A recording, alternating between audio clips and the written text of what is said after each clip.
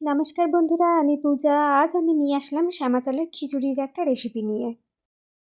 নিরামিষ হোক বা উপোসের দিন বা স্কুলের টিফিনে যে কোনো কিছুতেই এই খিচুড়িটা কিন্তু খুব ভালো দেওয়া যায়। তাহলে এখন চলো দেখা যাক আমি রেসিপিটা কিভাবে বানালাম, আর তার জন্য ভিডিওটা স্কিপ না করে সম্পূর্ণ ভিডিওটা দেখার অনুরোধ রইল। প্রথমে দেখো, এখানে আমি একটা বাটিতে 150 গ্রাম শ্যামা চাল নিয়ে নিয়েছি আর 100 গ্রাম মতন মুগের ডাল নিয়েছি।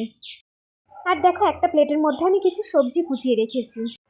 তার মধ্যে রয়েছে একটু কুচনো আলু, ক্যাপসিকাম, গাজর, একটু টমেটো, বরবটি আর কয়েকটা কাঁচা লঙ্কা চিড়ে নিয়েছি।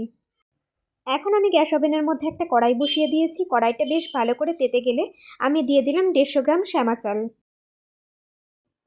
আমি এই শ্যামা চালটা শুকনো কড়াইতে মিনিট 5 মতো নেড়ে নেব। এখানে কিন্তু আমি কোনো রকম তেল দিইনি, আমি কিন্তু শুকনো কড়াইয়ের মধ্যে চালটা 5 মিনিটের জন্য নেড়ে নিচ্ছি। চালটা অল্প একটু ভাজা হয়ে গেলে আমি চালটা অন্য পাত্রের মধ্যে ঢেলে নিচ্ছি। এখন এর মধ্যে আমি অ্যাড করব আগে থেকে ভেজে রাখা 100 গ্রাম মতো মুগের ডাল। এখন এর মধ্যে আমি অ্যাড করব বেশ খানিকটা জল। আর এই জলটা দিয়ে কিন্তু আমি শ্যামা চালটা আর মুগের ডালটা বেশ ভালো করে রগড়ে ধুয়ে নেব। 3-4 বার জল পাল্টে পাল্টে আমি এইভাবে চালটা আর ডালটা ধুয়ে নিয়েছি। দেখো, এখানে চাল আর ডালটা আমার কিন্তু পরিষ্কার করে ধোয়া হয়ে গেছে। এবার সবটা আমি দিয়ে দেবো প্রেশার কুকারে। আমি সমস্তটা প্রেশার কুকারে দিয়ে সেদ্ধ করার জন্য ঠিক একটা সিটি দেব। তো দেখো, তারপরে আমি একটুখানি জল দিয়েছি আর দিয়ে দিলাম অল্প একটু হলুদ আর একটু লবণ। ব্যাস, এখন ঢাকনা বন্ধ করে আমি একটা সিটির জন্য অপেক্ষা করব। অন্যদিকে কিন্তু গ্যাস ওভেনের মধ্যে আমি একটা কড়াই বসিয়ে দিয়েছি। কড়াইয়ের মধ্যে নিয়ে নিলাম বেশ খানিকটা সাদা তেল আর অল্প একটু চীনাবাদাম ভেজে তুলে নিয়েছি। অল্প একটু কাজু বাদাম ভিজিয়ে রেখেছিলাম, এই কাজু বাদামটা আমি হালকা লাল করে ভেজে তুলে নেব।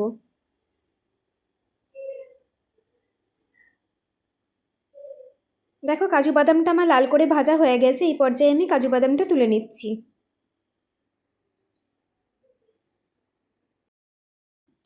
আর আমি কাজু বাদামের সঙ্গে অল্প কয়েকটা কিশমিশও ভিজিয়ে রেখেছিলাম, সেই কিশমিশটা অল্প একটু ভেজে নেব। এখন দেখো, কিশমিশটা আমার ভাজা হয়ে গেছে। আমি এভাবে কাজু বাদাম, কিশমিশ, চীনাবাদাম এগুলো এক এক করে ভেজে ভেজে তুলে নিয়েছি। এখন কড়াইতে যে পরিমাণ তেল আছে ওই তেলের মধ্যে আমি দিয়ে দিলাম আগে থেকে কেটে রাখা কুচনো আলুগুলো। এখানে আমার সমস্ত আলুগুলো দেওয়া হয়ে গেলে গ্যাসের ফ্লেমটা কিন্তু হাইতে রেখে আলুটা আমি 2 থেকে 3 মিনিটের জন্য ভেজে নেব। আলুটা ভাজতে ভাজতে আমি এর মধ্যে দিয়ে দিলাম আগে থেকে কুচিয়ে রাখা বরবটির টুকরোগুলো। এখন আমি আলু আর বরবটিটা খুব ভালো করে মিক্স করে নিচ্ছি। আর অন্যদিকে দেখো, আমার চালটা কিন্তু সেদ্ধ বসানো আছে প্রেসারে। এরপরে আমি অ্যাড করছি আগে থেকে কুচিয়ে রাখা গাজরের টুকরোগুলো। এখন আমি সব উপকরণগুলো কড়াইয়ের মধ্যে খুব ভালো করে মিক্স করে নেব। এখন আমি সবজিগুলোর মধ্যে দিয়ে দেবো সামান্য একটু হলুদ গুঁড়ো আর সামান্য একটু লবণ। এখানে কিন্তু লবণ আর হলুদ গুঁড়োর পরিমাণটা কিন্তু আপনাদের বুঝে দিতে হবে। আগে যেহেতু চাল সেদ্ধ করতে দেওয়ার সময় লবণ আর হলুদ দেওয়া রয়েছে। এখন এই সবজিগুলো অল্প একটু ভাজা হয়ে আসলে এর মধ্যে আমি অ্যাড করলাম আগে থেকে কুচিয়ে রাখা ক্যাপসিকামের টুকরোগুলো। ব্যাস, এখন সমস্ত উপকরণগুলো খুব ভালো করে মিশিয়ে আমি গ্যাসের ফ্লেমটা লোতে রেখে ঢাকা দিয়ে রেখে দেব। অন্যদিকে দেখো, আমি একটা বাটি নিয়ে নিয়েছি। বাটির মধ্যে দিয়ে দিলাম অল্প একটু আদা বাটা, অল্প একটু জিরের গুঁড়ো আর একটু ধনের গুঁড়ো, আর নিয়ে নিলাম 1 চামচ চিনি। এবার একটু জল দিয়ে মশলাটা ভালো করে মিক্স করে নেব। তো দেখো, আমি আরেকটু জল নিয়ে মশলাটা খুব ভালো করে মিক্স করে রেখে দিয়েছি।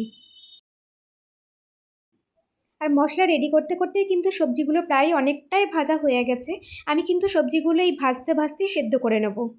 যেহেতু এখানে সবজিগুলোর মধ্যে লবণ আর হলুদ দেওয়া আছে আর আমি একটু চাপা দিয়ে দিয়ে ভেজে নিচ্ছি, তাই সবজিগুলো কিন্তু খুব তাড়াতাড়ি সেদ্ধ হয়ে গেছে। তো দেখো, আলু আর গাজর কিন্তু পুরোপুরি সেদ্ধ হয়ে গেছে।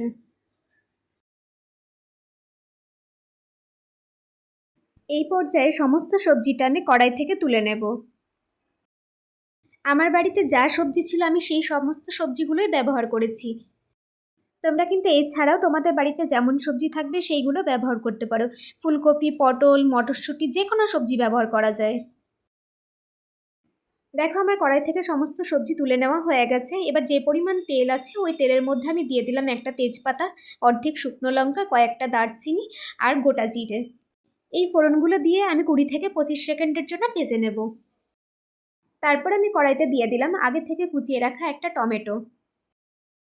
আমি এখানে একটা বড় সাইজের টমেটো কুচিয়ে রেখেছিলাম। এই টমেটোটা আমি তেলের মধ্যে দিয়ে অল্প একটু ভেজে নেব।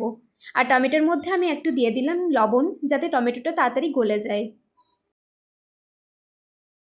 কড়াইতে 2 থেকে 3 মিনিট ভাজতে ভাজতে দেখো লবণ দেওয়ার কারণে টমেটোটা কিন্তু বেশ গলে গেছে। আর তারপরে দিয়ে দিলাম কয়েকটা কাঁচা লঙ্কা চিড়ে। আর 1 থেকে 2 মিনিট আমি কড়াইতে ভালো করে টমেটোটা নেড়ে দিলাম।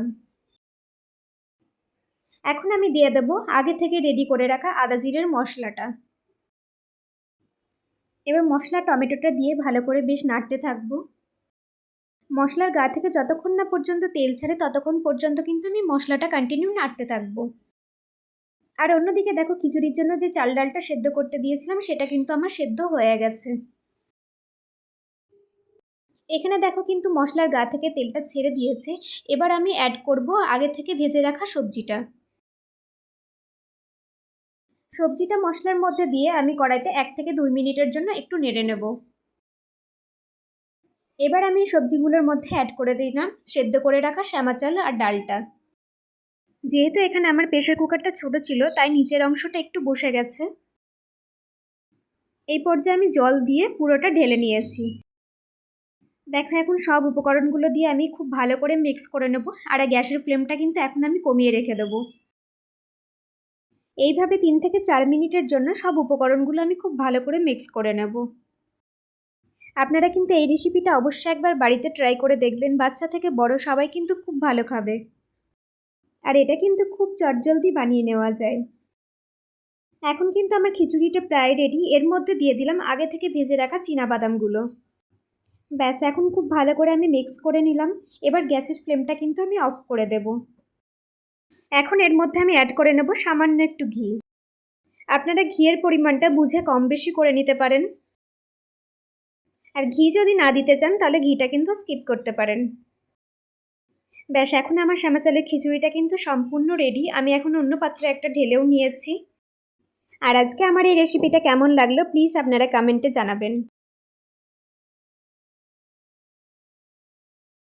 আজকে আমার এই রেসিপিটা যদি আপনাদের ভালো লেগে থাকে তাহলে আরও নতুন নতুন ভিডিও পাওয়ার জন্য চ্যানেলটি সাবস্ক্রাইব করার অনুরোধ রইল।